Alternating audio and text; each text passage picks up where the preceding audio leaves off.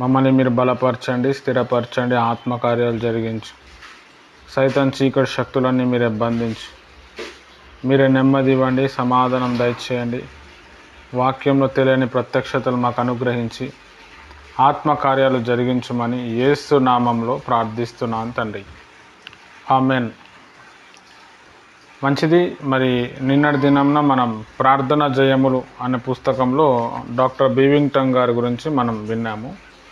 ఇప్పుడు మళ్ళా వెనుక జారిన వారు లేపబడుట అనే అంశాన్ని మనం చదువుకుందాం.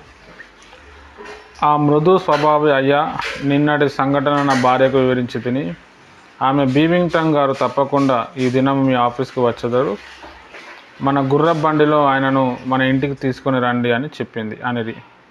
నేను బండి ఎక్కి తిని దారిలో మీరు రక్షణ పొందుతారా అని అడిగి తిని, లేదండి, నేను నా భార్య ఇద్దరము ఆత్మలో వెనుకకు జారిన వారము, ఎంత ప్రయత్నించినా మేము పడిన స్థితి నుండి తిరిగి లేవలేకపోతున్నామండి అని కన్నీటితో చెప్పాను. అంతలో మేము ఆయన ఇల్లు చేరితిమి. ఆయన భార్య పరుగున వచ్చి మమ్మల్ని ఎదుర్కొనెను. ఆమె, దేవుడు మీ ప్రార్థన విని తప్పక మిమ్మల్ని స్వస్థపరచునని నేను ఎరుగుదునయ్యా. నేను ఒక వెనుకకు జారిన దౌర్భాగ్యురాలను. మీ ప్రార్థనను బట్టి దేవుడు మా ఇరువురిని కూడా తిరిగి లేపునని నిరీక్షించుచున్నామండి. ఇక్కడికి దగ్గరలో ఉన్న నా చెల్లి కుటుంబం ఉందండి, వారికి కూడా ఆత్మీయ సహాయం అవసరమని చాలా దుఃఖముతో చెప్పాను. నేను బలహీనుగాను ఆకలితోనూ ఉంటిని. వేడివేడి భోజనం బల్ల మీద తయారుగా నుండెను. కానీ మొదట వారితో, మీరు నిజంగా దిగజారిన స్థితి నుండి లేవగోరుచున్నారా? దేవుడు పెట్టే షరతులు అంగీకరింతురా అని అడిగి తిని, అవునండి అనుచు మోకరించిరి. ప్రార్థన మొదలు పెట్టితిమి.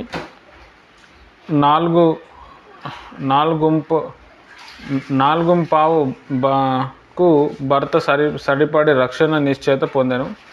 పట్టలేని సంతోషంతో నిండిపోయాను. నన్ను ఎత్తుకొని గదిలో ఇటు అటు నడవసాగాను. ఆ లోపు భార్య కూడా దేవుని క్షమాపణ పొందెను. ముగ్గురము భోజనం చేసితిమి. గడిచిన 6 దినములలో ఇది నా మొదటి భోజనం. అప్పుడు సమయం 6 గంటల అగుచుండెను. బండెక్కి ఆయన భార్య చెల్లి వారి ఇంటికి వెళ్ళితిమి. ఆమె చెల్లి మమ్మల్ని లోనికి ఆహ్వానించి తన కొరకు ప్రార్థన చేయమని బ్రతిమలాడెను. వారి వంటగదిలో వెచ్చగా నుండినందున అక్కడ ప్రార్థన చేయి మోకరించితిమి. 8 గంటలకు ఆమె భర్త బొగ్గు గనిలోనూ పనిచేసి ముఖమంతా మసితో ఇంటికి వచ్చాను. భార్య, నేను ప్రభువుతో సరిపడవలేనండి, సహాయం చేయండి అని ఆయనను బ్రతిమారాను. ఆయన కూడా కన్నీరు కార్చుతూ మాతో ప్రార్థించ మోకరించాను. లోతుగా వారి హృదయమును త్రవ్వుకొనిది.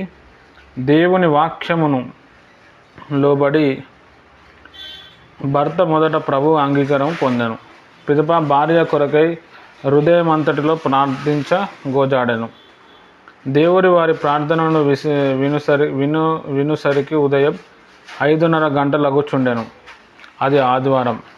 నా గొప్ప రక్షకుడు నన్ను స్వస్థపరచే కాక 15 గంటల్లో నాకు ప్రశస్తమైన ఆత్మను నాకు దయచేశారు. క్రీస్తును స్తుతించి తిని భోజనం చేయ కూర్చుంటిమి. కానీ సంతోషభరితమైనందున ఆకలి కూడా తెలియలేదు. యేసు ప్రభుని ప్రసన్నత మా మధ్య ఉండెను. ఆయన సన్నిధే మాకు విందు. సాష్టాంగపడి ఆయనను కొనియాడుచు స్తుతించితిమి. వర్ణనాతీతమైన స్తుతి కూడిక అది. దేవుని స్తుతించిన కొలది నూతన బలం పొందితిమి. ఆ ఆదివారం రాత్రి అక్కడ కూటము పెట్టితిమి. అది తుదకు పూర్తిగా స్తుతి కూటముగా మారెను. రాత్రి పడకకు వెళ్ళేసరికి 12 గంటలు ఆయను.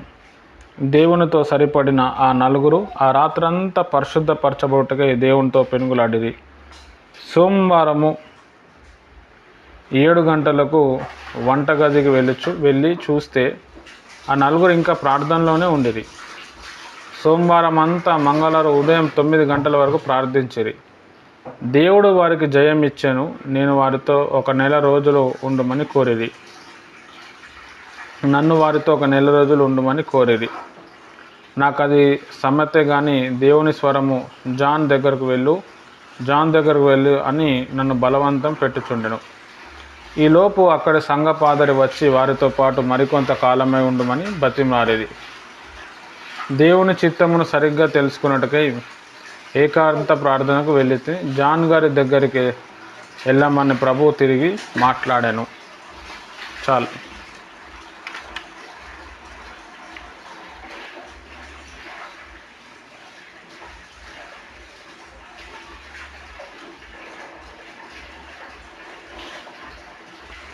రైట్, మంచిది. మరి నిన్నటి దినంన మనం చూస్తే మరి భార్యాభర్తలు ఇద్దరు కూడా ఉండే, మరి వాళ్ళ ఇంట్లోనే ఉండే వాళ్ళంతా విశ్వాసంలో వెనక జారీరు. ఈయన సాక్ష్యాన్ని విని వాళ్ళందరూ కూడా ఆశ్చర్యపడి మరి ఈయన దగ్గరకు వచ్చారు. వచ్చిన తర్వాత చాలా సంతోషపడ్డారు. వాళ్ళకు కూడా ఆత్మలో ఏదో వీక్ అయిపోయినట్టు, వెనుకకు వెళ్ళినట్టు అనిపించింది. అప్పుడు వాళ్ళు ఏం చేసినారు అంటే ఈయనతో ప్రార్థనలో కూర్చోబెట్టి మనమందరం ప్రార్థన చేద్దామని నేను కోరినప్పుడు సరే అని చెప్పి ఈయన అక్కడ వాళ్ళ ఇంటికి వెళ్ళాడు. అక్కడ నుంచి మా చెల్లెల ఇంటికి ఉంది, అక్కడ కూడా వెళ్ళండి, అక్కడ కూడా వెళ్దాము, మేమందరం విశ్వాసంలో బాగా గోజాడి తగ్గిపోయినాము అని చెప్పినప్పుడు సరే అని చెప్పి వాళ్ళు ఏం చేశారు అని అంటే వాళ్ళ చెల్లెలు వాళ్ళ ఇంటికి పోయిన తర్వాత మంచి వేడివేడిగా అన్నము పెట్టిన తర్వాత మంచిగా తిన్నాడు ఆయన. 6 రోజులు సరిగా తిండి లేకుండా ఉంటే ఆ రోజు మంచిగా తిన్నాడు. ఎప్పుడైతే బాగా దేవుడు స్వస్థపరుస్తాడో అప్పుడు ఆకలి కూడా బాగా అవుతుంది. హల్లెలూయా. మరి ఈయన గురించి మనం ఆలోచన చేస్తే మరి వాళ్ళ ఇంట్లో కూర్చొని మంచిగా భోజనం చేసిన తర్వాత ప్రార్థనలో వెళ్ళటం మొదలుపెట్టిండు. ముందే పేషెంటు, ఎన్నో రోజుల నుంచి నిద్ర లేదు, ఫుడ్ లేదు, వీక్ అయిపోయాడు. కానీ ప్రార్థన ద్వారా దేవుడు స్వస్థపరిచిన తర్వాత మళ్ళీ ప్రార్థన అనగానే మోకాల అనుభవంలోనికి వచ్చాడు. ఇది మనం చాలా గమనించాలి. అట్లా ప్రార్థన చేస్తూ ఉంటే ఈ పిలిచిన ఆమె వాళ్ళ భర్త కన్నీటి ప్రార్థన చేయటం మొదలుపెట్టిర్రు. వాళ్ళ చెల్లెలు కూడా కన్నీటి ప్రార్థన చేస్తూ ఉంది. 2 గంటల తర్వాత చెల్లెలు భర్త వచ్చాడు. ఆయన ఒక కోల్ మైన్ బొగ్గు గనిలో పనిచేస్తాడు. మొత్తం ఒళ్ళంతా కూడా బొగ్గుతో నింపబడి ఉన్నది. నేను చాలా ఆత్మలో చాలా తగ్గిపోయినాను, మీరు దీన్ని డిస్టర్బ్ చేయకండి అని అంటే ఆయన కూడా చాలా ఫీల్ అయ్యాడు. ఫీల్ అయిన తర్వాత ఆయన కూడా ప్రేయర్లో కూర్చొని ఆయన కూడా ఏడవటం మొదలుపెట్టాడు. అట్లనే ప్రేయర్ నడుస్తూ ఉంది. వాళ్ళ ఆత్మలో ఉన్న బంధకాలన్నీ తెగిపోయి ఫుల్ సంతోషం. ఆ ప్రార్థన కొంచెం ఏమైపోయిందంటే స్తుతి కూటంగా మారింది. పాటలు పాడి ప్రభుని స్తుతించటం రాత్రంతా చేసిర్రు. ఈయన మళ్ళీ సండే ప్రేయర్ చూసుకొని మళ్ళీ ప్రేయర్ స్టార్ట్ చేసి మళ్ళీ ఆ ప్రేయర్లో కూడా ఉన్నారు. మళ్ళీ నెక్స్ట్ డే కూడా ప్రేయర్లో ఉన్నారు. అంటే దేవుని ప్రియమైన వాళ్ళారా, ఎప్పుడైతే దేవుని ఒక సన్నిధి మన ఇంటికి వస్తుందో, దేవుణ్ణి ఆనందించడం మనం ఎప్పుడైతే మొదలు పెడతామో అప్పుడు మన ఆత్మ పరవశం అయిపోయి ఆ దేవుని ఒక సన్నిధిని కోరుకుంటూ ఉంటుంది. హల్లెలూయా. ఇది చాలా ఇంపార్టెంట్. అక్కడ నుంచి ప్రార్థన చేసిన తర్వాత వాళ్ళందరూ కూడా ఫుల్ హ్యాపీ అయిపోయారు.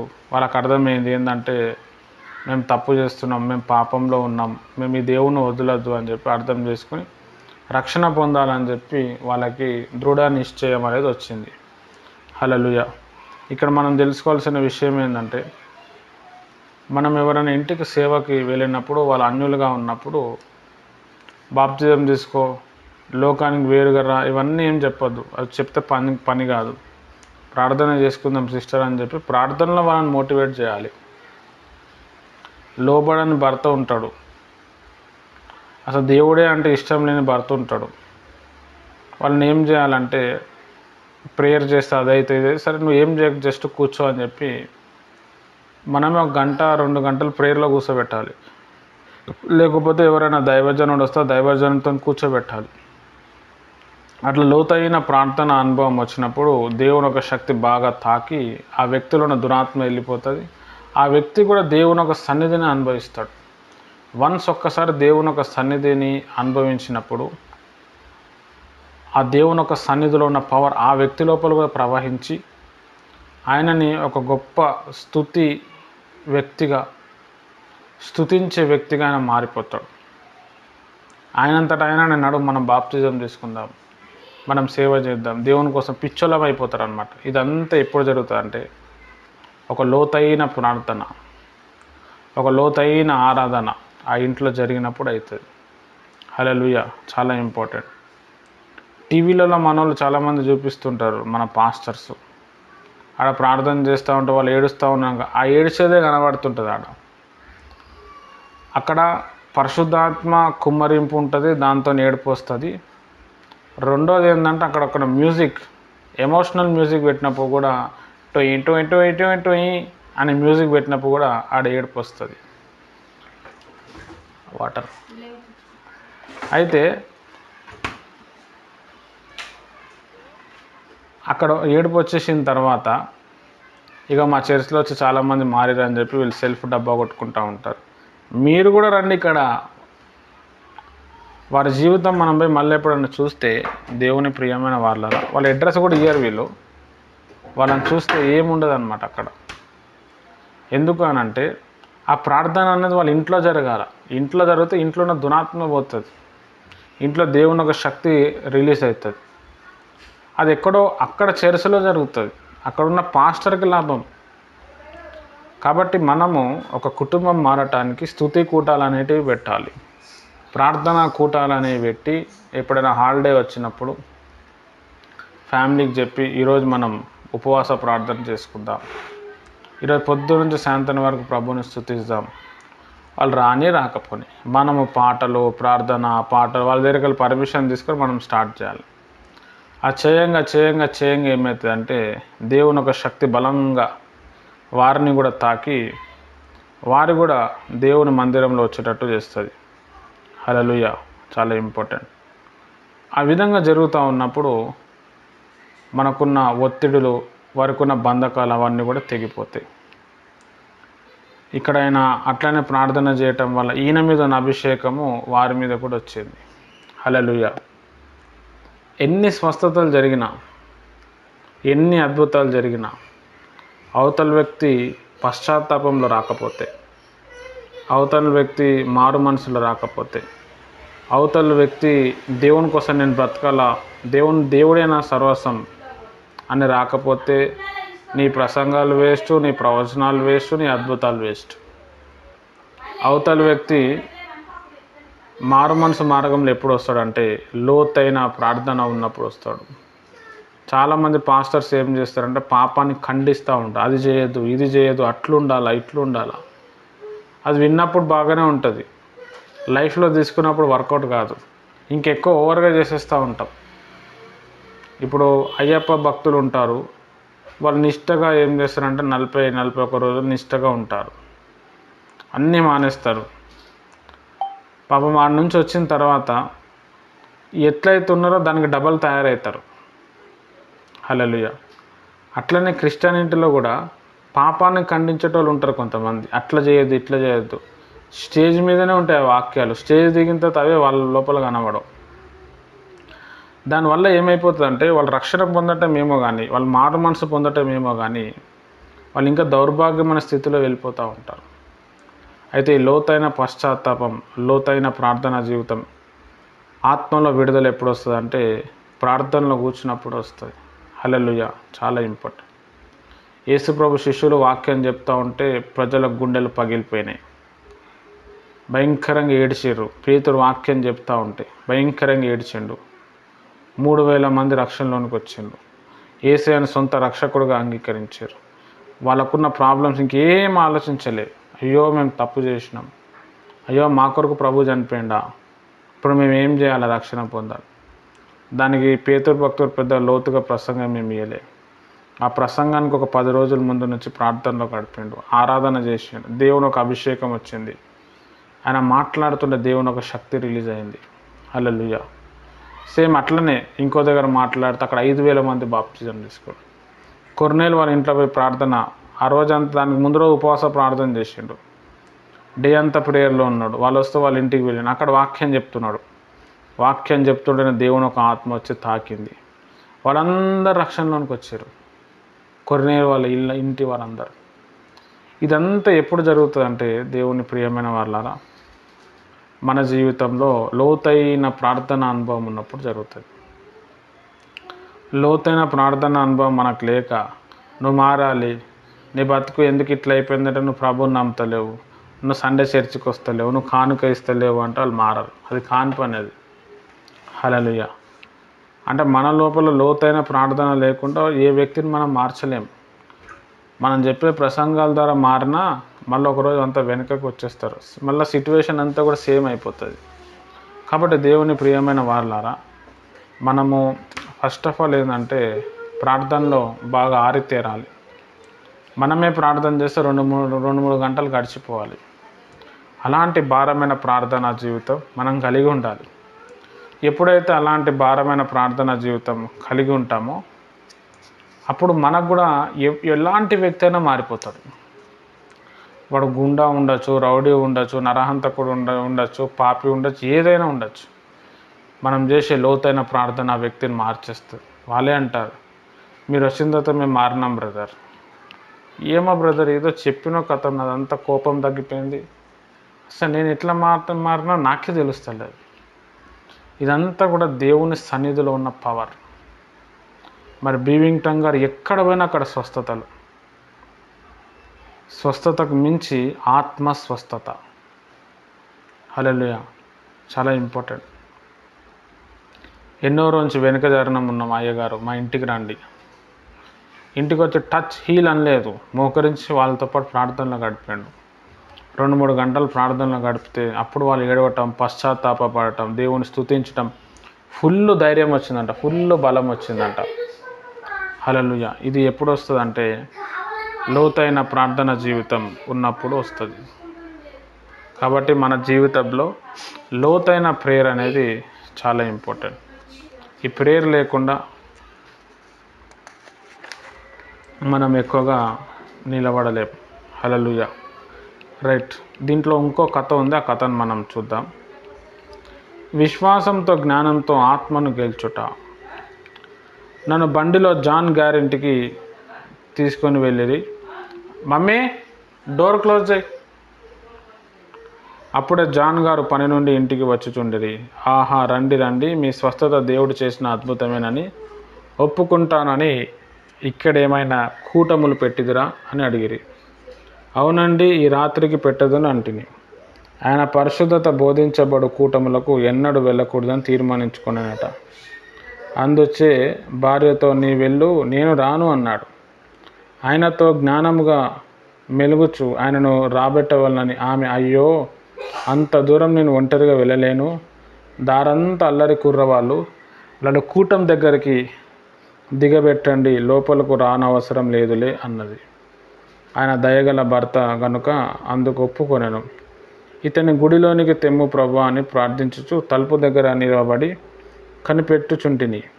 ఆయన తలుపు దగ్గరకు రాగానే జాన్ గారు, నేను ప్రసంగించగలను కానీ ఇప్పుడే జబ్బు నుండి కోలుకుంటున్నాను కదా, తూలిపడిపోయే ప్రమాదం ఉంది. మీలాంటి బలమైన వారు ఆ ముందు వరుసలో కూర్చుంటే నేను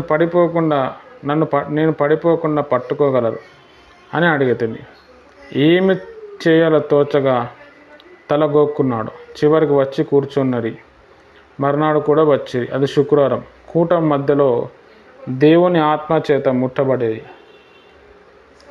శనివారం రాత్రి పశ్చాత్తాప పడుచున్న ఇతరులతో తెల్లవారి 4 గంటల వరకు ప్రార్థన చేసిరి.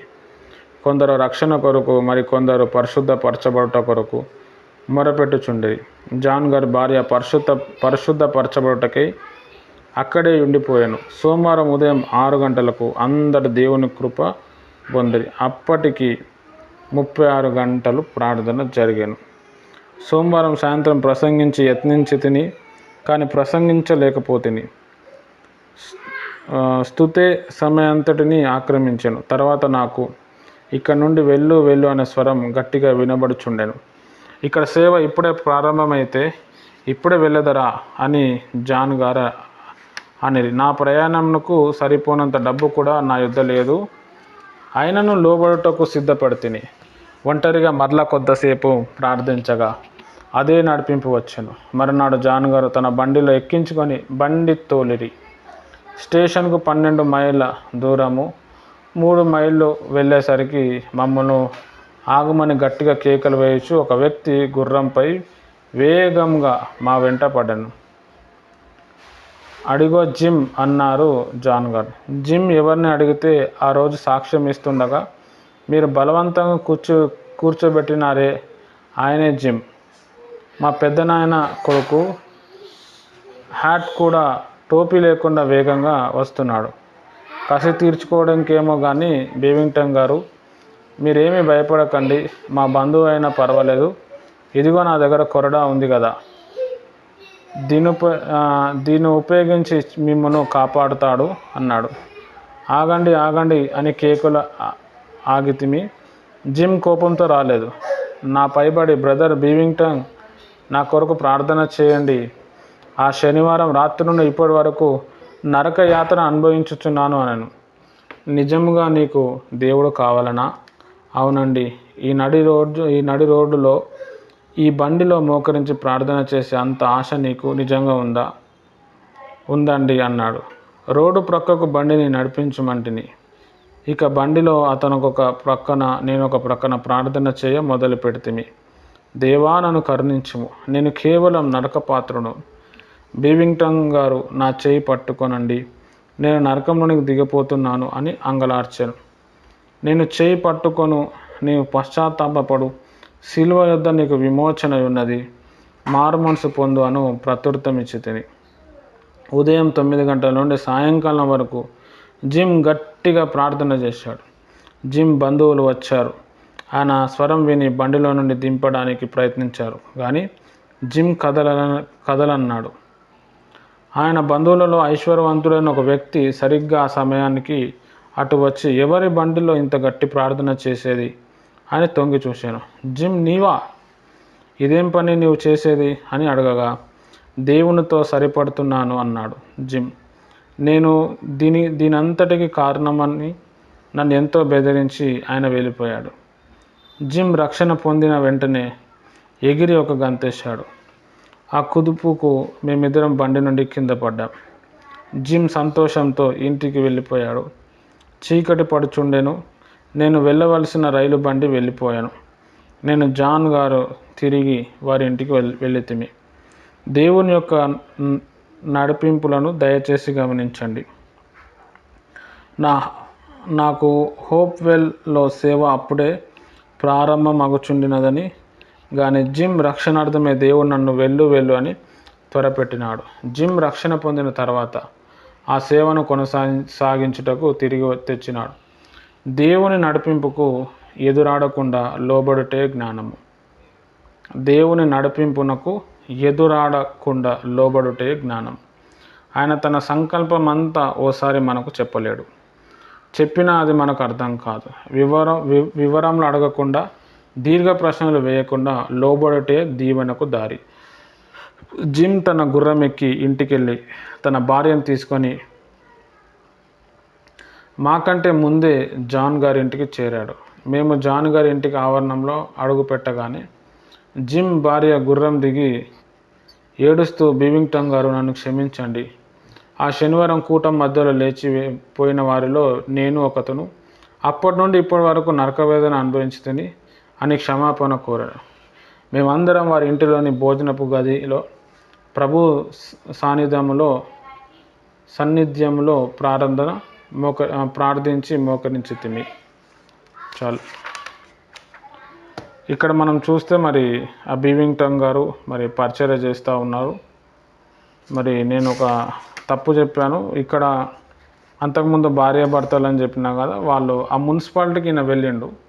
ఆ మున్సిపాలిటీలో ఉన్న వ్యక్తి ఆయన వాళ్ళ ఇంటికి తీసుకొని వస్తే ఆ వ్యక్తి వాళ్ళ భార్య, ఆ వ్యక్తి వాళ్ళ చెల్లెల భర్త వీళ్ళందరూ రక్షణలోనికి వచ్చారు. తర్వాత ఈయన మళ్ళీ రివర్స్ వస్తూ ఉంటే జాన్, ఈయన అంతకుముందు ఒక దగ్గర ఉన్నాడు కదా, ఆయన వాళ్ళ భార్య కూడా లోతుగా కదిలింపబడ్డది. ఈయనకు కూడా ఆశ ఏంటంటే ఆయనను కూడా ఎలాగైనా మార్చాలి. ఆయన ఏంటంటే ఈ పరిశుద్ధాత్మ గురించి పరిశుద్ధత గురించి చెప్తే ఒప్పుకునేటోడు కాదు, ఇష్టపడాడు. ఆయనకి ఇష్టం లేదు రావాలని. ఈయన ప్రార్థన చేస్తుండు, ప్రభు ఆయన ఎట్లయినా పంపిమని చెప్పి. వీళ్ళ భార్య తెలివిగా, నేను ఒక్కడిని అంత దూరం పోవాలంటే చాలా కష్టమవుతుంది, నువ్వు జస్ట్ అక్కడి వరకు వచ్చి ఆ చర్చిల కాడ వదిలి వెళ్ళిపో అని చెప్పింది. ఈయన ఏం చేసిండు బీవింగ్టన్ గారు, ఈయన తెలివి ఉపయోగించిండు. అయ్యా నేను ఇప్పుడే మొన్ననే బాగయ్యాను, వాక్యం చెప్తూ పడిపోయే ఛాన్స్ ఉంటుంది, మీరు కొంచెం స్ట్రాంగ్గా ఉన్నారు కదా, నాతో పాటు ఉండండి, ఒకవేళ నేను పడిపోయినా నన్ను తీసుకొస్తారు అని అంటే ఏం చేయాలో తెలియక సరే అని చెప్పి ఆయనతో పాటు కూర్చున్నాడు. ఇక ఆ జాన్ గారు కూర్చొని ప్రార్థన, బీవింగ్టన్ గారు ప్రార్థన చేస్తాను. ఆ ప్రార్థనకు 2-3 రోజులు అయిపోయింది. ఫుల్ దేవుని ఒక శక్తి వచ్చిన తర్వాత జాన్ గారు కూడా మారు మనసు పొందడం జరిగింది. ఇక అక్కడ ప్రేయర్ అయిపోయిన తర్వాత దేవుడు చెప్తున్నాడు ఈయనకి, ఏమని చెప్తున్నా అంటే ఇక్కడి నుంచి వెళ్ళిపో. జాన్ ఏమంటున్నాడంటే ఇప్పుడే కదా స్టార్ట్ అయింది, ఏం పోతావు అని. దేవుడు చెప్పంగా ఈయన బయలుదేరుతుంటే మధ్యలో ఒక వ్యక్తి వచ్చిండు. ఈ జాన్ గారు కూడా వచ్చారు ఆయనతో పాటు. ఆయన పేరు జిమ్. ఆయన గుర్రం మీద స్పీడ్గా వస్తున్నాడు, హెల్మెట్ పెట్టుకోకుండా. కోపంతో వస్తుండే, కసితో వస్తుండేమో అనుకుంటాడు. ఈయన ఎవరు అంటే ఈయన కూడా మా బంధువే, మొన్న అంతకుముందు మీటింగ్లలో సాక్ష్యం చెప్తారు కదా 7 మంది, నువ్వు చెప్పకుండా చేసినావు, నువ్వు చెప్తుంటే కూర్చోబెట్టినవి ఆయననే జిమ్ము, కసి తీర్చుకొని వస్తున్నాడేమో, ఏమైనా ఉంటే నేను చూసుకుంటా అంటే ఆయన వచ్చి, బ్రదర్ నేను నరకంలో పోయేటట్టున్నా బ్రదర్, ఎంతో వేదన ఎంతో బాధ బ్రదర్, నన్ను రక్షించండి బ్రదర్, ఏదో ఒకటి చేయండి బ్రదర్, ప్రేయర్ చేద్దాము అని అట్లా చెప్పటం బట్టి సరే ఏమైంది కథ అంటే ఏందేందో చెప్తున్నాడు ఆయన. సరే మనం ప్రార్థనలో కూర్చుందాంలే, దేవుడు అద్భుతం చేస్తాడు అని చెప్పి అక్కడ కూర్చోబెట్టి ఏం చేశాడు అని అంటే, అక్కడ కూర్చోబెట్టి ప్రార్థన ఏదైతే గుర్రం సవారీ ఉంటుందో ఆ సవారీలోనే కూర్చోబెట్టి ఏం చేసిండంటే ఈయన ప్రార్థన చేయటం మొదలుపెట్టిండు. అలా ప్రార్థన చేయంగా సవారీలోని రాత్రంతా ప్రార్థన చేసిండు, పొద్దంతా ప్రార్థన చేసిండు. ఆత్మలో బంధకాలన్నీ తెగిపోయినాయి, సంతోషం వచ్చేసింది. ఆయన గొప్ప ప్రార్థనాపరుడుగా ఆయన మారిపోయాడు. హల్లెలూయా. తర్వాత జిమ్ వాళ్ళ ఇంటికి పోతే వాళ్ళ భార్య కూడా, అయ్యా మీరు మీటింగ్ పెట్టినప్పుడు మేము ఆ రోజు మధ్యలోకి వచ్చేసినాం సార్, చాలా అవస్థపడుతున్నాం, మమ్మల్ని క్షమించండి, మళ్ళా మాకు ప్రార్థన జీవితం ఇవ్వండి అంటే సరే అని చెప్పి వాళ్ళ ఇంట్లో అన్నం తిని మళ్ళీ అక్కడ ప్రార్థన చేయటం మొదలుపెట్టిండు. అంటే దేవుని ప్రియమైన వారలారా, ఇలాంటి విషయాలు బైబిల్లో వాక్యం చదివితే తెలియదు. వాక్యంలో ఏముంటుంది, ఎడతెగక ప్రార్థన చేయండి అంటాడు, అడుగుడు మీకు ఇవ్వబడును అంటాడు. ఈ భక్తుల చరిత్రలు మనం చదివినప్పుడే అంటే ప్రార్థన, ఒక వ్యక్తి ఆ ప్రార్థనని ఫాలో అయితే వచ్చే రిజల్ట్ ఎట్లా ఉందో మనకు అర్థమవుతుంది. ఇది చెప్పకుండా ఓన్లీ వాక్యమే చెప్పండి అంటే వేస్ట్ అయిపోతుంది. హల్లెలూయా. అందుకే మనం వాక్యం చెప్తూ ఇట్లాంటివి కూడా చెప్తాం. ఇది ప్రాక్టికల్, వాక్యం అనేది థియోరీతో పాటు ప్రాక్టికల్ కూడా ఉండాలి. థియరీ ఎప్పుడు బాగా అర్థమవుతుంది అంటే ప్రాక్టికల్ బాగా ఉన్నప్పుడే. కాబట్టి దేవుని ప్రియమైన వారలారా, ఇక్కడ మనం ఆలోచిస్తే బీవింగ్టన్ వారి జీవితంలో ఆయన స్వస్థత పొందిన తర్వాత అమ్మో ఇప్పుడు నేను రెస్ట్ తీసుకోవాలని అనుకోకుండా దేవుని మీద భారం వేసుకొని బాడీ సపోర్ట్ చేయకపోయినా గంటల తరబడి ప్రార్థన చేస్తూ ప్రయాణం చేస్తూ ఆయన ప్రయాణంలో అనేక మందిని మారుస్తూ వచ్చాడు. ఎవరిని బతిమలాడేటోడు కాదు, ఎవరిని పొడిచినట్టు గుద్దినట్టు వాక్యం చెప్పేటోడు కాదు. మనం ప్రార్థన చేసుకుందాం అనేవాడు. ప్రార్థనలో వెళ్ళిన తర్వాత ఆటోమేటిక్ వాళ్ళ ఆత్మ బంధకాలు తెగిపోతుంది, వాళ్ళే ప్రభువులో వచ్చేస్తుంది. అది ఒక నిజమైన సేవకుడి యొక్క లక్షణం. సేవ చేసే మనం ఎప్పుడు కూడా నువ్వు సరిగ్గా ప్రార్థన చేస్తలేవు, నువ్వు మందిరానికి వస్తలేవు, నువ్వు దశంభాగం ఇస్తలేవు, అందుకే నీకు ఇట్లా అవుతుంది, మన వాళ్ళు చాలామంది ఉంటారు. అది చాలా తప్పు. అది దేవుని నామానికి అవమానం. అది దేవుడు ఏదో దశంభాగం ఇస్తలేడని, ఆ వ్యక్తి ప్రార్థనలో వస్తలేడని చెప్పి అద్భుతాలు కాదు. ప్రార్థనలో కూర్చుంటే నీకు అద్భుతాలు నువ్వే చూస్తావు. హల్లెలూయా. ఇప్పుడు చాలా ప్రసంగాలు చాలామంది అదే, ఇంకా ఒక విశ్వాసి అయ్యగారు మాకు అట్లా అయింది అంటే నీకు దేవుళ్ళ విశ్వాసం లేదు, నువ్వు ఉపవాస ప్రార్థన చేస్తలేవు. విశ్వాసం ఉండాలా బ్రదర్, దేవుడు చేస్తాడని. ఇట్లాంటి పిచ్చి మాటలు చెప్పి ఏం చేస్తారు అంటే పబ్లిక్ని మభ్యపరిచి మళ్ళీ వాళ్ళ దగ్గరకు వచ్చేటట్టు చేస్తున్నారు. ఇక్కడ బీవింగ్టన్ గారిని చూడండి, వాళ్ళ ఇళ్ళలో పోయి ప్రార్థన చేస్తాం. ఇది రియల్ సేవ అంటే. రియల్ సేవ అంటే ఊర్లు తిరిగి ఇంటి తిరిగి వారి కోసం మోకరించి ప్రార్థన చేసి, గంటలు తడబడి ప్రార్థన చేసి, వాళ్ళు ఇచ్చింది తిని, వాళ్ళు ఇచ్చిన నీళ్ళు తాగి వారిని ఆశీర్వదించి రావటం, ఇది దేవుని మనసులోకెళ్ళి ఇవ్వబడిన సేవ అన్నమాట. ఇది అపోస్తులు చేసిన సేవ. అపోస్తుల పిలుపు కూడా అట్లనే ఉంటుంది. పాతకాలంలో అపోస్తులు అట్లనే చేశారు. మీరు కూడా సేవ చేయాలి అనుకుంటే ఈయన లెక్క సేవ చేయండి. మీ సేవ విధానంలో ఓన్లీ ప్రేయర్స్ మెయిన్, ఓన్లీ ప్రభుని స్తుతించటం, పాటలు పాడటం టోటల్ లైఫ్ని చేంజ్ చేస్తుంది. సేవ అంటే ఇతరులను మారు మనసు అనుభవంలో నడిపేయటం. స్వస్థతల వల్ల, ప్రవచనాల వల్ల మారు మనసు రాదు. ఏదో వాళ్ళు పైసలు ఇచ్చి చేతులు దులుపుకుంటారు. లోతైన ప్రార్థన వచ్చినప్పుడే మారు మనసు అనేది వస్తుంది. ఇక్కడ మనం ఎక్కడ చూసినా ఎవ్వరు కూడా ప్రవచనాలు చెప్పలేడు, వాక్యం కూడా పెద్దగా డీప్గా ఏం చెప్పలేడు, కానీ ఎక్కువగా ప్రేయర్ మీదనే కాన్సన్ట్రేట్ చేశాడు. హల్లెలూయా. అంటే ప్రార్థన చేస్తూ ఉన్నప్పుడు, ఒక మంచి ప్రార్థన పరుడు దైవజనుడు ఉన్నప్పుడు ఆయన ప్రార్థన చేస్తే ఆయనలో ఉన్న శక్తి, అక్కడ ఎంతమంది ఉన్నారు, ఎన్ని ఆత్మలు అక్కడ కనెక్ట్ అయినాయో, ఆ ఆత్మలకి వెళ్ళిపోయి వాళ్ళు కూడా ఆయన ఆ విధంగా మారిపోతారు. ఈ దైవజనుడు ఏ సంతోషం అయితే పొందుకున్నాడో అలాంటి సంతోషం, అంత గొప్ప సంతోషం ఆ వ్యక్తులకు కూడా వస్తుంది. కాబట్టి దేవుని ప్రియమైన వారలారా, ప్రార్థన జీవితాన్ని మరవవద్దు. దేవునికి లోబడి ఉన్నప్పుడు, ప్రార్థనలో మనం గడిపినప్పుడు, మనకు అందరికీ తెలుసు కానీ మనం చేయబుద్ధి కాదు. ఎన్నో పనులు ఉంటాయి, ఎన్నో ఉంటాయి. ఫోన్లో టైం పోతే ఏముండదు, బయటికి పోతే టైం ఏముండదు, హోటల్కి పోతే టైం ఏముండదు. కానీ ప్రేయర్ చేద్దామంటే రేపు చేద్దాంలే, ఎల్లుండి చేద్దాంలే, అవతల ఎల్లుండి చేద్దాం, ఇట్లా చెప్పి మన జీవితాన్ని మనం ఏం చేస్తున్నాం అంటే ఏదో బతకాలన్నట్టు వెళ్ళిపోతున్నాం. కానీ ఎప్పుడైతే మనం సీరియస్గా తీసుకొని రోజుకో గంటనో 2 గంటలో అట్లా ఒక 6 నెలలు 8 నెలలు కానీ ప్రార్థన చేస్తే తర్వాత లైఫే చేంజ్ అయిపోతుంది. నువ్వు ఉండే ఇంట్లో కూడా నువ్వు ఉండవు, నీ ఇల్లు కూడా అట్లా ఉండదు, నువ్వు వేసుకున్న బట్టలు అట్లా ఉండవు, లైఫే చేంజ్ అయిపోతుంది. ఎక్కడి నుంచి ఎక్కడెక్కడికో ఉన్న ధనం నీ దగ్గరకు వస్తుంది, ఎక్కడెక్కడో తెలియని ప్రజలు నిన్ను కలుసుకుంటారు, నువ్వు ఊహించని జనాలు నీ దగ్గరకు వస్తారు, నువ్వు ఎప్పుడు వెళ్ళని ప్లేసెస్కి, ఎప్పుడు వెళ్ళని మనుషులను నువ్వు చూస్తావు. ఏది రోజుకు 2-3 గంటల ప్రేయర్. నిజం అది.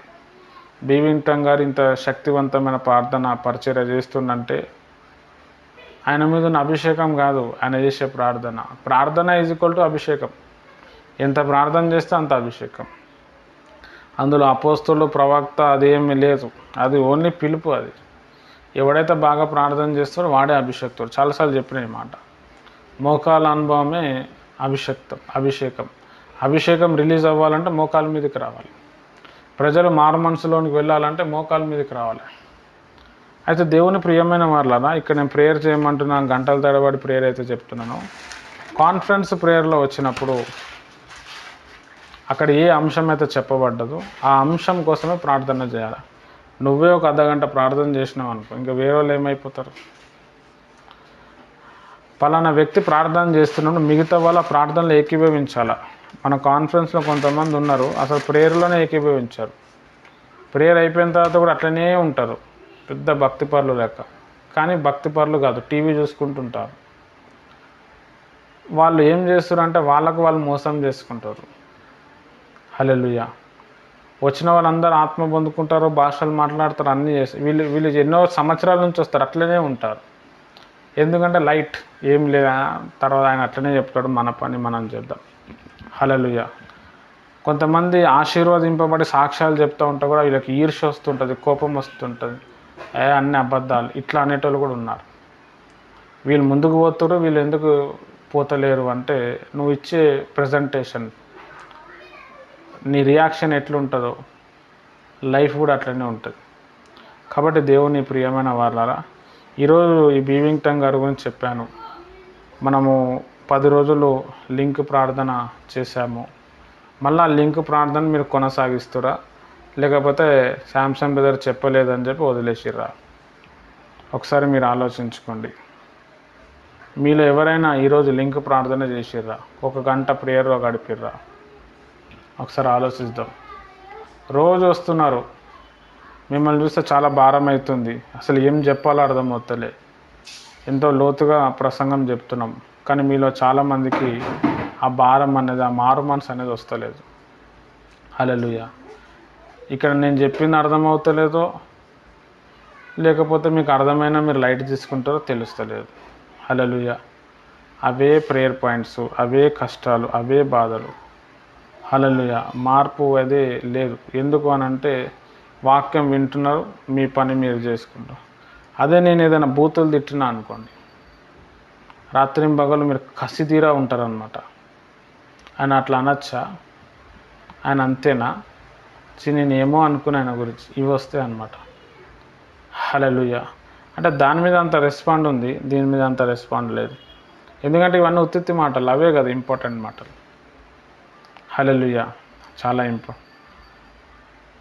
ఇప్పుడు అట్లా కాకుండా నేను మూఢనమ్మక భక్తి చెప్పిన అనుకోండి, రండి నా దగ్గరికి రండి, నేను చర్చ్ కడుతున్నా, పైసలు ఇవ్వండి, నేను చర్చ్ కడుతున్నా, నాకు ఇవ్వండి దశం భాగం, నేను చర్చ్ కడుతున్నా, నేను అది చేస్తున్నా, నేను ఇది చేస్తున్నా, నా ఫోటో ఇంట్లో పెట్టుకోండి, మీరు పడుకున్నప్పుడు మీ దిండు కింద పెట్టుకోండి, మీకు దయ్యాలు రావు, మంత్రాలు రావు, నా యూట్యూబ్ బటన్ని మీరు సబ్స్క్రైబ్ చేసుకోండి, రెడ్ కలర్లో ఉంటుంది, దాన్ని టచ్ చేస్తే దయ్యాలు రావు, నేను ఇచ్చే నూనె ప్రార్థన చేస్తా, నూనె రాసుకోండి, మీ పాపాలు క్షమించబడతాయి, నేను ఇచ్చే నీళ్ళతో మీరు స్నానం చేసుకోండి, ఫుల్ అభిషేకం వస్తుంది, ఒక తెల్ల బట్ట తీసుకురండి, నేను ప్రార్థన చేస్తా, రోజు ఆ తెల్ల బట్ట వేసుకొని ప్రార్థన, ఫుల్ అభిషేకం అని చెప్తే ఇప్పుడే ఫుల్ పైసలు వచ్చేస్తాయి, ఇప్పుడే వచ్చేస్తారు.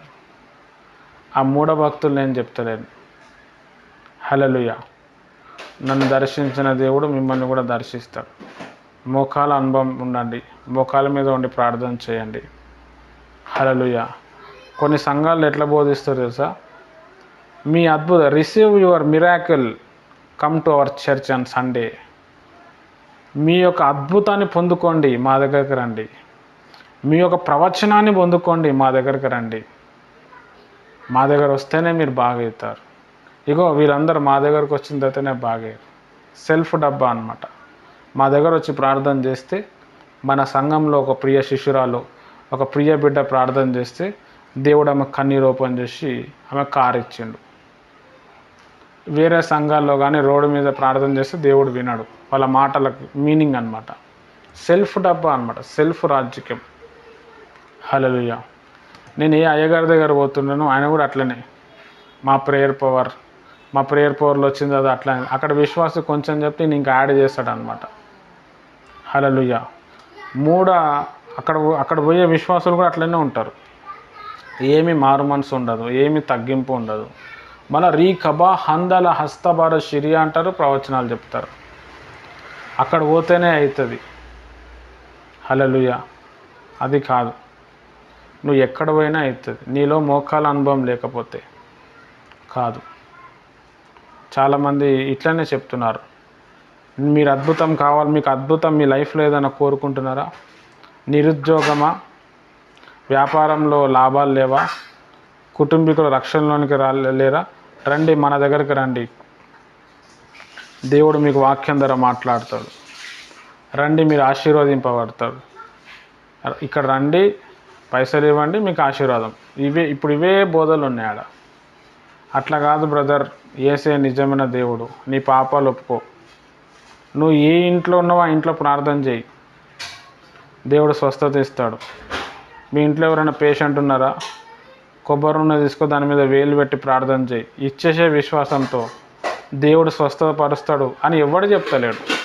బైబిల్ ఇదే చెప్పింది. మన దగ్గరకు వచ్చి నూనె బాటలు కొనుక్కున్న తర్వాత వాళ్ళు బాగా అయిపోయారు. మన దగ్గర ఉన్న కర్చీఫ్ కొనుక్కొని జోబులో పెట్టుకుంటే వాళ్ళకి అద్భుతాలు జరిగినాయి, స్వస్థతలు జరిగినాయి. హల్లెలూయా. మూఢ భక్తి బిజినెస్లో ఒక ట్రిక్ అన్నమాట.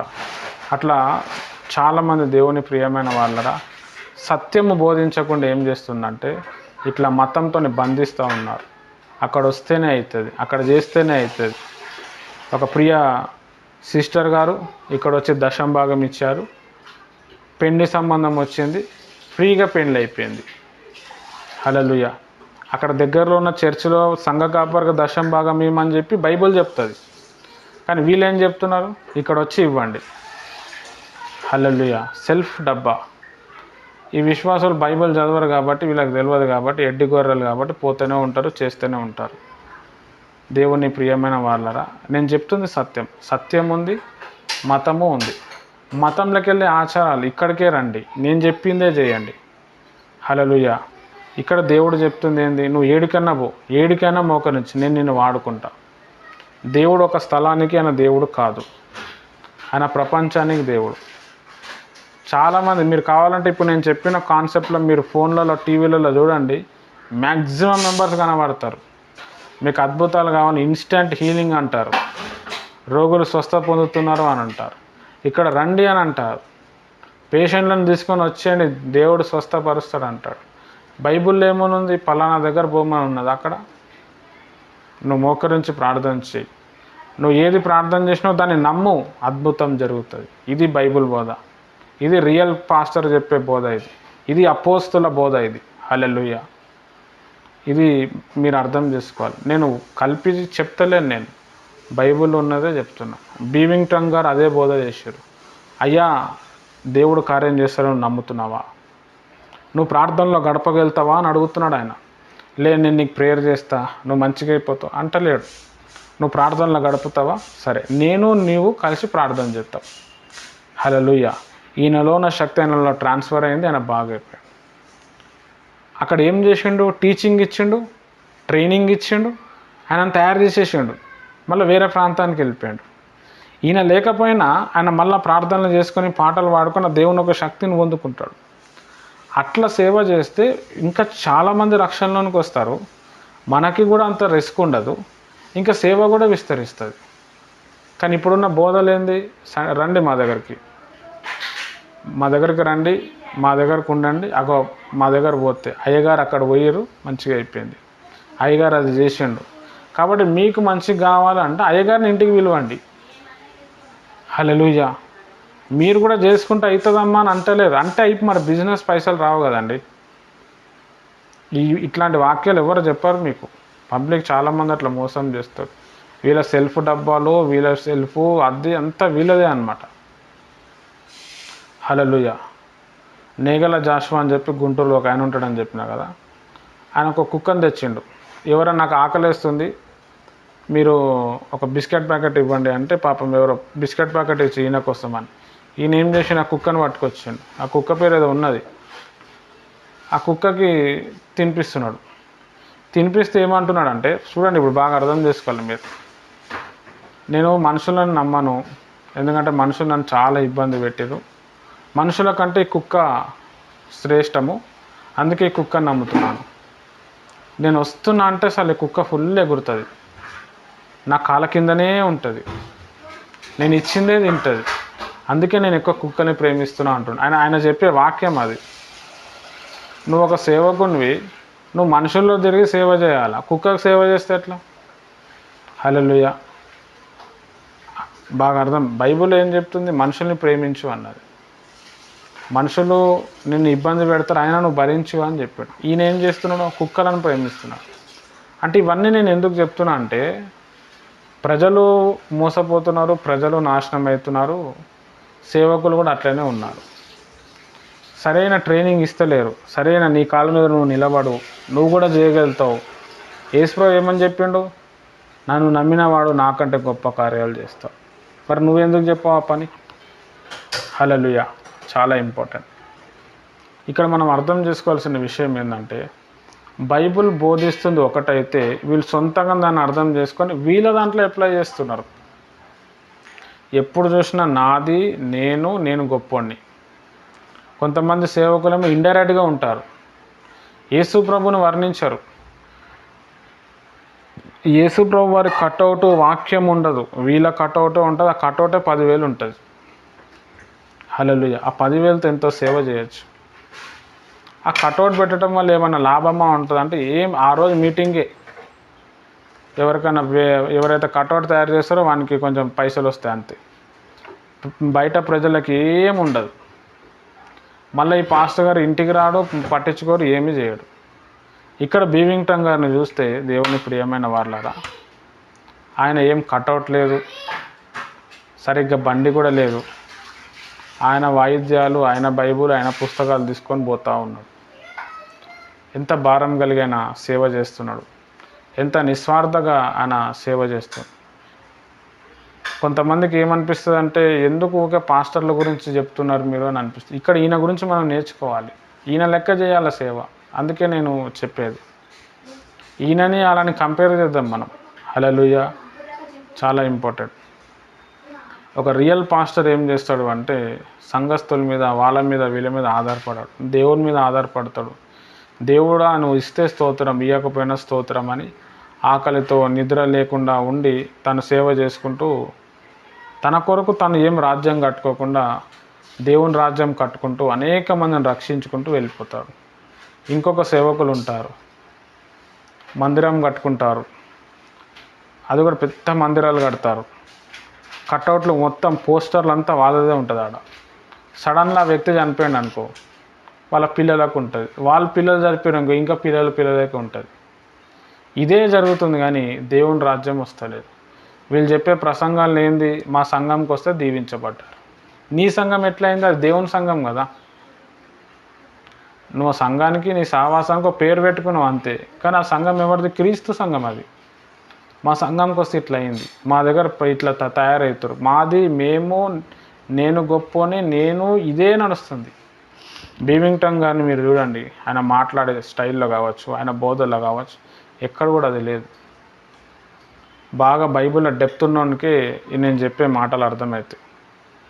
బైబిల్లో డెప్త్ లేనోనికే ఏంది ఇట్లే చెప్తున్నాడు అనిపిస్తుంది. కానీ నేను చెప్పేది వాస్తవం. చాలామంది మూఢనమ్మకాలు, మూఢభక్తి, అక్కడ పోతేనే, ఆడ స్పాన్సర్ చేస్తేనే, ఆడ స్పాన్సర్ చేసిర్రు డబ్బులు వచ్చేసినాయి, ఆడ స్పాన్సర్ చేసిర్రు స్వస్థత వచ్చేసింది. హల్లెలూయా. మరి అట్లాంటి విషయాలు బైబిల్లో రాసి పెట్టిగా ఉండాలి కదండి. నేను మీ అందరికి చెప్పేది ఏంటంటే, ఒక సేవకుడు సేవ చేస్తూ ఉన్నప్పుడు ఆయన చేసిన పరిచర్య బైబిల్లో ఉందో లేదో కంపేర్ చేసుకోవాలి. బైబిల్లో లేదనుకోండి, ఆ సేవకుడు నువ్వు వెంబడించద్దు, నరకానికి పోతుంది ఒక సంఘము, ఆ సేవకుడు. మనం ఫాలో అయితే మనం కూడా వెళ్ళిపోతాం. బైబిల్నే మనం ఫాలో అవ్వాలి, బైబిల్నే మనం గమనించాలి, చాలా ఇంపార్టెంట్.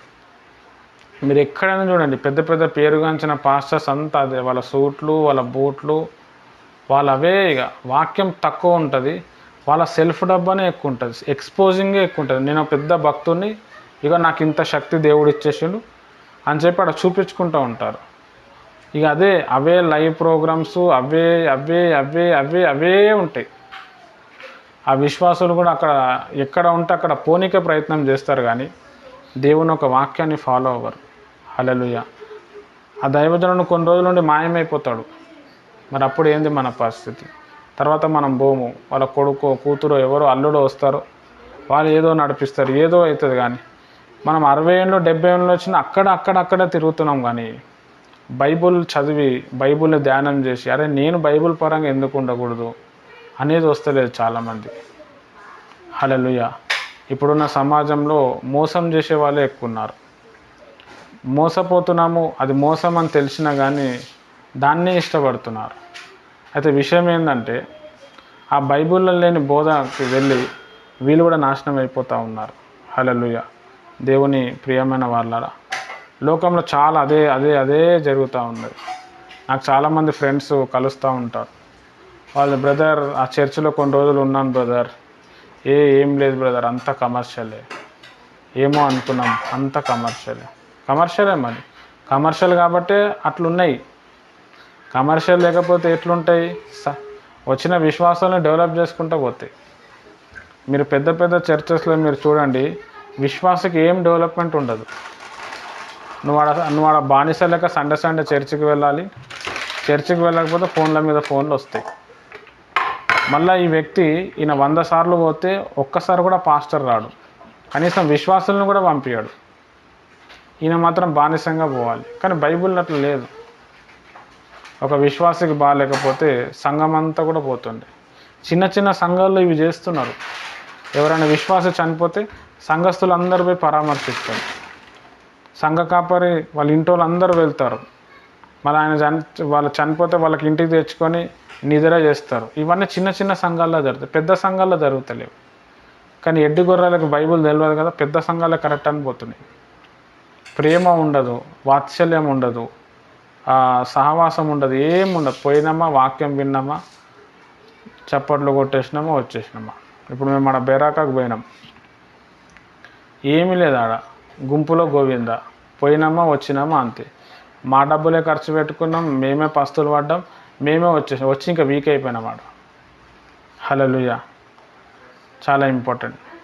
ఇక్కడ నేను చెప్పేది ఏంటంటే, దేవుని ప్రియమైన వాళ్ళారా, మీరు ఎవరైనా సేవ చేయాలనుకుంటే ప్రభువుని అడగండి, ప్రభు నేను ఎలాంటి సేవ చేయాలి, వాక్యం ద్వారా నాకు చూపించు. ఒక సేవకుడికి ఉండాల్సిన లక్షణాలు ఏంది, ఇక్కడ నుంచి నా సొంత మైండ్ ఉపయోగించి కాదు, నీ వాక్య ప్రకారం నేను చేస్తా. వాక్యపరంగా నువ్వు సేవ చేస్తున్నప్పుడు 5 మంది 10 మంది వస్తారు చాలు, వాళ్ళు నేను పరలోక రాజ్యాన్ని తీసుకుపోతారు. 100 మంది 1000 మంది 1,00,000 మంది వద్దు. ఒక జేసీఎన్ఎం చర్చ్ బ్రదర్ ఉన్నాడు, మా అయ్యగారు 50,000 మందిని రక్షించిండు అన్నాడు. నేను షాక్ అయిపోయినా. ఎట్లా రక్షించిండు బ్రదర్ అని నేను అడగలే, ఎందుకంటే వాళ్ళు మూర్ఖంగా ఉంటారు. వాళ్ళే పట్టిన కుందేలకు 3 కాళ్ళు, అట్లనా అన్న. ఆ అయ్యగారికి వాళ్ళ ఇంటికి వాళ్ళ చర్చికి 10 ఏళ్ళ నుంచి పోతున్న వాళ్ళ అయ్యగారు ఒక్కసారి కూడా రాలేడు. వీళ్ళ అమ్మగారు ఫుల్ అప్పుల్లో ఉంటే నేను పోయి ప్రార్థన చేసిన. అప్పులోళ్ళు వచ్చి బెదిరించి, రేపు మీ అందరి ముందర నీ బట్టలు ఇప్పదీస్తాం, మొత్తం నీ పరువు తీస్తాం, పైసలు కట్టని చెప్పి బెదిరించారు. ఆ రోజు పోయి రాత్రంతా ప్రార్థన చేస్తే మళ్ళీ నెక్స్ట్ డే వాళ్ళే వచ్చి, నువ్వు ఎప్పుడైనా డబ్బులు కట్టమ్మా పర్వాలేదని చెప్పి వెళ్ళిపోయారు. ఆ ఒక్క మాటతోటే వాళ్ళు రక్షణలోనికి వచ్చారు, మంచిగా అయిపోయారు. ఎక్కడికో వెళ్ళిపోయారు. తర్వాత ఎవరో ఒక చర్చ్ మెంబర్ తీసుకొచ్చి అక్కడ పోయి అంటించేసింది. హల్లెలూయా. నేను కూడా పోయాను, తర్వాత వదిలేసినాను. ఎందుకంటే మన మాట వింటలేరు. మనం ఏం చేస్తాం ఇప్పుడు, ఏమంటున్నారు, ఏదో పోతున్నాం వస్తున్నాం బ్రదర్, ఏం లేదు, మా కొడుకు ఒప్పుకోడు, ఇదే నడుస్తుంది. ఎందుకంత తీవ్రత, ఎందుకంత తిననీకి కూడా చాలా ఇబ్బంది అయిపోయింది. వాళ్ళ కొడుకు ఒక ఆయన ఏమో ఆటో నడిపిస్తాడు. తెలంగాణలో ఫ్రీ బస్ చేసిన తర్వాత ఆటో వాళ్ళకి అందరికీ దెబ్బ పడ్డాయి. రూమ్ రెంట్ కట్టడానికి కూడా చాలా ఇబ్బంది అవుతుంది. హల్లెలూయా. ప్రార్థన చేసే పాస్టర్ లేడు, విశ్వాసులు రారు ఇంటికి, వీళ్ళు మాత్రం సండే పెట్రోల్ వేసుకొని పోతున్నారు. హల్లెలూయా. మరి ఏడు నుంచి వస్తుందంటే ఆశీర్వాదం, అభిషేకం, ఏదో పోతురు వస్తురు. అక్కడ అయ్యగారు వాక్యం చెప్పినప్పుడు మస్తు అనిపిస్తుంది, తర్వాత ఏముంటలేదు అక్కడ. ఎందుకు ఉంటలేదు అంటే అయ్యగారు ఇంటికి వస్తలేడు, విశ్వాసం గురించి తెలుసుకుంటలేడు. ఇలాంటి సేవ మనం చేయొద్దు, అది బైబుల్కి విరుద్ధము. ఆ సేవ బైబుల్ ఏడలేదు. అది చేసినా ఒకటే, చేయకపోయినా నువ్వు ఎన్ని అద్భుతాలైనా చేయి, నువ్వు ఎన్ని స్వస్థతలైనా చేయి, విశ్వాసిని లోతైన పశ్చాత్తాపంలో నడిపించకపోతే, విశ్వాసిని రక్షణ మార్గంలో నడిపించకపోతే వేస్ట్ అయిపోతుంది. సహోదర ప్రేమ, తండ్రి ప్రేమను చూపించకపోతే వేస్ట్ అయిపోతుంది. ఈ పాస్టర్లు కొంతమంది ఏం చేస్తున్నారు అంటే, వచ్చిన విశ్వాసులు పేదవాళ్ళని చూసుకొని, ఆయన ఎక్కడి నుంచో ఎన్ని రోజుల నుంచి వస్తుందని తెలుసుకొని వాళ్ళకు కొన్ని చిల్లర డబ్బులు ఇస్తున్నారు. మీరు బిజినెస్ చేసుకోండి, మీరు ఆటో కొనుక్కోండి అని చెప్పి అట్లా ఇచ్చి ఈ విశ్వాసుల్ని వాళ్ళ దగ్గర పెట్టుకొని మళ్ళీ వీళ్ళ దగ్గరే పైసలు ఉంచుతున్నారు. అదొక టెక్నిక్ అనమాట, బిజినెస్ టెక్నిక్. వీళ్ళకేమో అయ్యో మా అయ్యగారు నాకు ఇన్ని డబ్బులు ఇచ్చిండు, మా అయ్యగారు నాతో మాట్లాడండి అని చెప్పి ఫుల్ ఖుషి అయిపోతున్నారు. దేవుడు మాట్లాడిండని లేదు, అయ్యగారు మాట్లాడిండు. ఇట్లా ప్రజలు ఇట్లా ఉన్నారు, వాళ్ళ వాక్యాలు కూడా అట్లనే ఉన్నాయి. నేను చెప్పేది కొంతమందికి ఇబ్బందిగా ఉండొచ్చు, లేకపోతే బాధ అనిపించచ్చు, కానీ ఒకరోజు మీరు తెలుసుకుంటారు, నువ్వు చెప్పింది 100% కరెక్టే అని. మా హైదరాబాద్లో అయితే అట్లా చాలా, నువ్వు ఏడైనా చూడు, ఏ విశ్వాసైనా చూడు, సంతోషం లేదు, సమాధానం లేదు. ఏదో సండే పోతారు, ఆడ వింటారు, వచ్చేస్తారు.